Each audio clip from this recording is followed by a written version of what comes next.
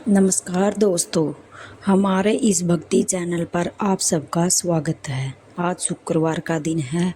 हम संतोषी माता की कथा सुनने जा रहे हैं, जिसके सुनने मात्र से ही सभी कष्ट दूर हो जाते हैं और जो जीवन में आर्थिक कमी चली हुई है वो भी सभी माता की दया से पूरी हो जाती है। यह माता चमत्कार करने वाली देवी है।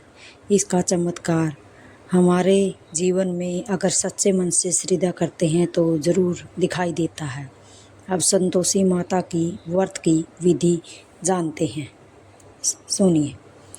संतोषी माता के पिता गणेश, माता रिद्धि सिद्धि, धन धान्य, सोना चांदी, मोती मूंगा, रत्नों से भरा परिवार। पिता गणपति की दुलार भरी कमाई, दरिद्रता दूर, कलह का नाश, सुख शांति का प्रकाश, बालकों की फुलवारी, धंधे में मुनाफे की भरी कमाई, कामना पूर्ण, शोक विपत्ति चिंता सब दूर। संतोषी माता का लो नाम, जिससे बन जाए सारे काम। बोलो संतोषी माता की जय। इस व्रत को करने वाले कथा कहते व सुनते समय हाथ में गुड़ व भुने हुए चने रखें। सुनने वाले संतोषी माता की जय जयकार मुख से बोलते जाएं और कथा समाप्त होने पर हाथ का गुड़ चना गौ माता को खिलावें। कलश में रखा हुआ गुड़ चना सबको प्रसाद के रूप में बांट दें। कथा से पहले कलश को जल से भरें, उसके ऊपर गुड़ चने से भरा कटोरा रखें और कथा समाप्त कर आरती करने के बाद कलश के जल को घर में सभी जगहों पर छिड़कें और बचा हुआ जल तुलसी की क्यारी में डाल देवें। ₹1.25 का गुड़ चना लेकर माता का व्रत करें। गुड़ घर में हो तो लेवे, विचार न करें, क्योंकि माता भावना की भूखी है। कम ज़्यादा का कोई विचार नहीं, इसलिए जितना बन पड़े श्रद्धा से समर्पित करें। श्रद्धा और प्रेम से प्रसन्न मन होकर ही सदैव व्रत करना चाहिए। व्रत के उद्यापन में 2.5 सेर खाजा, मोमनदार पूड़ी, खीर, चने का साग नैवेद्य रखे और घी का दीपक जलाकर संतोषी माता की जय जयकार बोले और नारियल फोड़े। इस दिन घर में कोई खटावी न खावे और न स्वयं खावे, न किसी दूसरे को खाने दे। कुटुंबी न मिले तो ब्राह्मणों के, रिश्तेदारों के, पड़ोसियों के बालक बुलावें। उन्हें खटाई की कोई वस्तु न दे तथा भोजन कराकर यथाशक्ति दक्षिणा देवे। नगद पैसे न दे, कोई वस्तु दक्षिणा में दे। व्रत करने वाला कथा सुन प्रसाद ले एक समय भोजन करे। इससे माता प्रसन्न होगी और दुख दरिद्रता दूर होगी और मनोकामना पूरी होगी। संतोषी माता की व्रत कथा को सुनते हैं। अब एक बुढ़िया थी, उसके 7 बेटे थे। 6 कमाने वाले थे, एक निकम्मा था। बुढ़िया माँ 6 पुत्रों की रसोई बनाती, भोजन कराती और पीछे से जो कुछ बचता वो 7वें को दे देती थी। परंतु 7वां पुत्र बड़ा भोला भाला था, मन में कुछ विचार न करता था। एक दिन वह अपनी बहू से बोला, देखो मेरी माता का मुझ पर कितना प्रेम है। वह बोली, क्यों नहीं, सबका बचा हुआ जूठा तुमको जो खिलाती है। वह बोला, ऐसा नहीं हो सकता, मैं जब तक आंखों से न देखूं तब तक मान नहीं सकता। बहू ने हंस कर कहा, तुम देख लोगे तब तो मानोगे। कुछ दिन बाद बड़ा त्योहार आया। घर में 7 प्रकार के भोजन और चूरमा के लड्डू बने। वह परीक्षा लेने के लिए अपने सिर पर कपड़ा उड़कर सो गया और कपड़े में से सब देखता रहा। 6 भाई भोजन करने आए। उन्हें देखा माँ ने उनके लिए सुंदर सुंदर आसन बिछाए हैं, 7 प्रकार की रसोई परोसी है और वह आग्रह करके उन्हें जिमा रही है। वह देखता रहा। 6 भाई जब भोजन कर उठे तब माँ ने उनकी जूठी थालियों में से लड्डुओं के टुकड़े को उठाया और एक लड्डू बनाया और जूठन साफ कर बुढ़िया माँ ने पुकारा, उठ बेटा, 6 भाई भोजन कर गए, अब तू ही बाकी है, उठ भोजन कर ले। उसने कहा, माँ मैं भोजन नहीं करना, मैं प्रदेश जा रहा हूँ। माता ने कहा, कल जाना हो तो आज ही जा। हाँ, वह बोला, हाँ आज ही जा रहा हूँ। यह कहकर घर से निकल गया। चलते समय बहू की याद आई। वह गौशाला में कंडे थाप रही थी। वो जाकर बोला, हम जावे परदेश को, आवेंगे कुछ काल, तुम रहियो संतोष से धर्म अपनो पाल। 2 निशानी अपनी देख दरू में धीर, सुधी हमारी मति विसारियो, राखियो मन गंभीर। वह बोला, मेरे पास तो कुछ नहीं, यह अंगूठी है सो ले लो और अपनी कुछ निशानी मुझे दे दो। वह बोली, मेरे पास क्या है, यह गोबर भरा हाथ है। यह कहकर उसकी पीठ पर गोबर के हाथ की थाप मार दी और वह चल दिया और चलते चलते दूर देश में पहुंचा। वहां पर एक साहूकार की दुकान थी। वहां जाकर बोला, सेठ जी मुझे नौकरी पर रख लो। साहूकार को जरूरत थी। साहूकार ने कहा, काम देखकर दाम मिलेंगे। साहूकार की नौकरी मिली।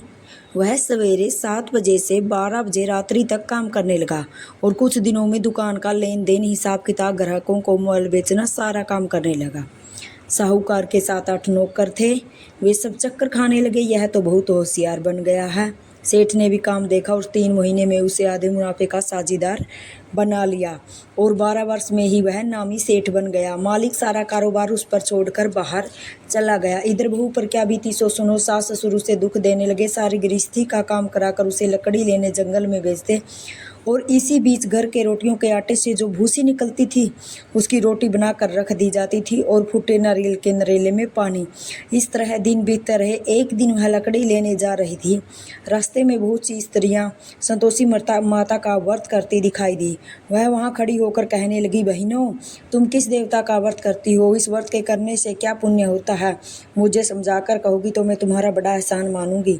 तब उनमें से एक बोली, इसके करने से निर्धनता दरिद्रता का नाश होता है, लक्ष्मी आती है, निपुत्र को पुत्र मिलता है, पति बाहर गया हो तो शिकर आ जाता है, कुंवारी कन्या को मनपसंद वर मिलता है, राजद्वार में बहुत दिनों से मुकदमा चलता हो तो समाप्त हो जाता है और मन में जो कुछ कामना हो वह सब संतोषी माता की कृपा से पूरी हो जाती है। वह बोली, यह बताओ, यह वह व्रत कैसे किया जाएगा? वह बोली, 5 रुपये का गुड़ चला लेना, 10 रुपये का भी अपनी सहूलियत के अनुसार लेना, बिना परेशानी श्रद्धा और प्रेम से जितना भी बन सके स्वाया लेना। इस प्रकार उसने व्रत करने की ठान ली और जो लकड़ी के गड्ढे को बेच दिया और उससे माता का व्रत के लिए सामग्री ले ली। और इसी तरह ही दिन बीतते रहे। माता के यथाशक्ति उस दिन घर में यह मंदिर कुटुंब के न मिले तो रिश्तेदारों पड़ोसियों के लड़के बुलाना, उन्हें भोजन कराकर यथाशक्ति दक्षिणा दे माता का नियम पूरा करना। इस तरह से वह पूछने लगी कि ये सामने किसका मंदिर है? वो कहने लगी, ये तो संतोषी माता का मंदिर है। यह सुन माता के कुछ नियम नहीं जानती थी। मैं बहुत दुखी हूँ। मैं माता जगत जननी, मेरा दुख दूर कर, मैं तेरी शरण में आई हूँ। माता को दे आई। एक शुक्रवार बीता कि दूसरे शुक्रवार को उसके पति का पत्र आया और तीसरे को उसका भेजा हुआ पैसा भी आ पहुँचा। देख कर जेठ जिठानी मुँह खोलने लगे। अब भाई काकी के पास तो पत्र आने लगे, रुपया आने लगा, तो काकी की खातिर बढ़ेगी, तो काकी बुलावे से भी नहीं बोलेगी। तब बेचारी कहते ही, भैया ये तो हम सब के लिए है। और जैसे ही यह बात सुनकर उसे सहन नहीं हुई और वह माता के पास जाकर रोने लगी। हे माता, मैंने तुमसे पैसा नहीं मांगा, मुझे तो अपने सुहाग से काम है, मैं तो अपने स्वामी की सेवा करना चाहती हूँ। तभी माता ने कहा, जा बेटी, तेरा स्वामी आएगा। यह सुनकर वह खुशी से जाकर काम करने लगी और माता ने स्वप्न में प्रकट होकर उससे कहा कि अरे साहूकार के बेटे, सोता या जागता है? तेरी घरवाली बहुत कष्ट उठा रही है। वह बोला, माता सोता भी नहीं हूँ, जागता भी नहीं हूँ, बीच में हूँ, कहो क्या क्या है? तेरी घरवाली बहुत कष्ट उठा रही है। वह बोला, यह तो मुझे मालूम है, परंतु जाऊँ तो जाऊँ कैसे? जाऊँ? प्रदेश की बात है, लेन देन का कोई हिसाब नहीं, कोई जाने का रास्ता नज़र नहीं आता, कैसे चला जाऊँ माता? वह बोली, सवेरे संतोषी माता का नाम ले और संतोषी माता का नाम ले, जिससे और घी का दीपक जलाकर माता के सामने रखना और दुकान पर जा बैठना। देखते देखते ही तेरा लेन देन चुक जाएगा, जमा का माल बिक जाएगा, सांझ होते होते धन का ढेर लग जाएगा। हाँ, अब तो बहुत सवेरे ही उठ मित्र बंधुओं से अपने सपने की बात कहता है। मित्र बंधुओं सब उसकी बात की हंसी उड़ाने लगते हैं। कहीं स्वप्न भी सच होते हैं। एक बूढ़ा बोला, भाई मेरी बात मान, इस तरह सांच या झूठ करने के बदले देवता ने जैसा कहा है वैसा ही करने में तेरा क्या जाता है? थोड़ी देर में वह देखता है, देने वाले रुपया लाए, लेने वाले हिसाब लाए। कोठी से बड़े सामानों के खरीदार नगद में सौदा करने लगे। शाम तक धन का ढेर लग गया और मन में माता का नाम ले प्रसन्न होकर जाने के वास्ते गहना कपड़ा सामान खरीदने लगा। यहाँ के काम से निपट कर घर को रवाना हुआ। इधर उसकी बहू बेचारी जंगल में लकड़ी लेने जाती है और वहाँ पर देखती है कि वह से धूल उड़ रही है। वह माता से पूछती है कि माता, ये धूल कैसे उड़ रही है? माता कहती है कि तेरा पति आ रहा है, तू ऐसा कर, लकड़ियों के 3 बोझ बना, एक मंदिर के किनारे पर रख, दूसरा तेरा सिर पर और तीसरा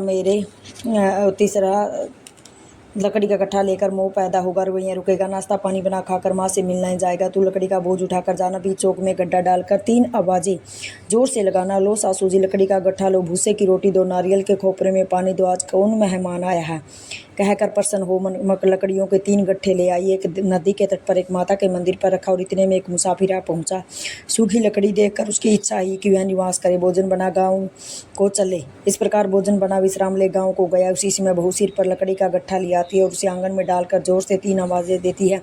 लो सासू जी लकड़ी का गट्ठा लो, भूसे की रोटी दो, नारियल के खोपरे में पानी दो, आज कौन मेहमान आया है।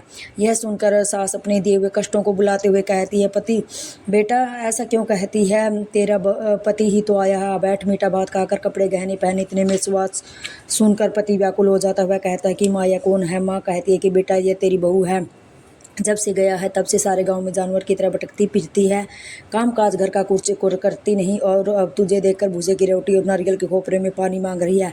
वह लज्जित हो बोला, ठीक है माँ, मैंने इसे भी देखा है और तुम्हें भी, अब मुझे दूसरे घर की चाबी दो, मैं उसी में रहूँगा। ठीक है बेटा, जैसी तेरी मर्जी। यह कहकर माँ ने चाबी का गुच्छा पटक दिया। उसने ताली का गुच्छा लेकर दूसरे कमरे को खोलकर सारा सामान जमाया। एक दिन में ही राजा के महल जैसा ठाठ बाट बन गया। दोनों सुखपूर्वक रहने लगे।